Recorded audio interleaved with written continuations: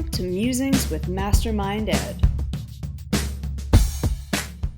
On this week's edition of Musings with MastermindED, 3 educators are responding to an opinion piece entitled Why You Should Talk to Your Kids About Porn by Michelle Laurie. And the first educator that you will be hearing from is Adam Clarke, who is delivering a MastermindED module entitled Pornography. It's everywhere, so let's teach our kids about it. If you're interested in Adam's session, you'll find the link that will provide you with more information in the video description box. And if you want to read the original opinion piece, you'll also find that there. Enjoy. Hello, my name's Adam Clarke. I am leading a topic called pornography. It's everywhere, so let's teach our kids about it. And I'm a school counselor in Yokohama, Japan. I'm also a parent. I have a 17-year-old son and a 13-year-old daughter. And so the topic of explicit imagery online and objectification of people, women particularly, but people more generally, has come up a lot over the course of their childhood. And so one of the things I really appreciated about the article was how the author, Michelle Laurie, was talking about, like, explicitly talking to her children about the topic of pornography. And certainly that's come up in our house, and I think it's really valuable to talk about that with kids.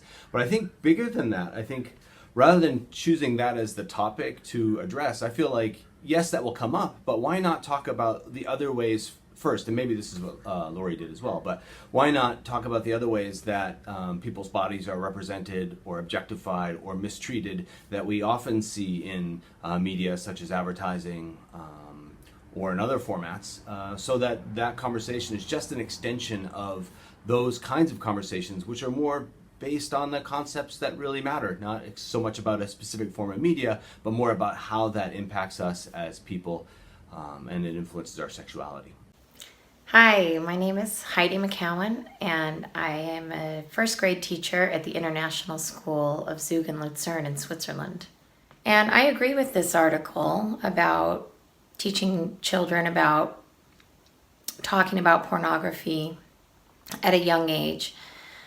I think that as teachers, we have a different role than parents do. And as teachers, I think that we can start at a very young age talking to children about the different kind of circumstances they might find themselves in with friends and people in their lives, that the experiences that they love, the experiences that they have fun with, the experiences that make them sad or make them uncomfortable. I think that we should also view images and videos and things from literature, all range of kinds of photos and illustrations, and talk about how the images make children feel, what they think about them, if they're sad, if they're same kind of range of feelings, and that we normalize with children talking about their feelings when they experience something. And hopefully, as they encounter different images and experiences, they know that talking about the way that it makes them feel with a trusted adult is a totally normal part of their lives, and that when they encounter something that they don't understand, that is what they will want to do. So my name's Louisa Radford, and I'm the assistant principal at the International School of Zug and Lucerne in Switzerland. I read this post and found myself agreeing with a lot of the advice that's given.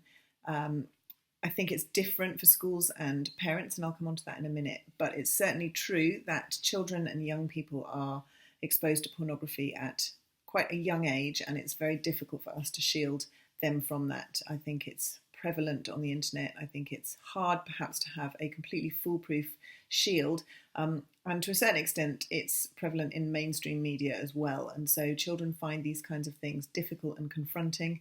And so having some strategies to be able to process and then cope with what they've seen and understand it is obviously really essential.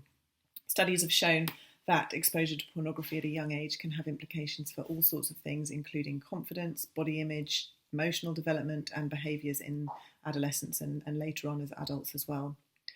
As schools, I think we have an obligation as part of our safeguarding to make sure that children are exposed to conversations about this and that they are as informed as possible in a developmentally appropriate way. The International Technical Guidance on Sexuality Education is a really good document that outlines how perhaps you might approach it at different levels. Schools and parents need to partner together. Parents need to be trusting that schools are having these conversations in a safe environment and in a way that can really support and scaffold children. As a parent myself, I know that it's very difficult sometimes to have these conversations with your young people. It's embarrassing, it's awkward, it's not necessarily something you want to bring up, and it's not always easy to segue into this in the conversation. But I think the most important thing as a parent is to make sure that channels of communication are open and that your child feels that when they need to, they can come to you and they can talk to you and share their worries and their concerns and their experiences, and that you will help them in a non-judgmental way. And I think if children are confident of that, then that's a really significant way that we can support them. Thank you so much for watching. If you have an opinion or if your school is doing something innovative when it comes to educating the parent and student community about pornography, please let us know about it in the comments.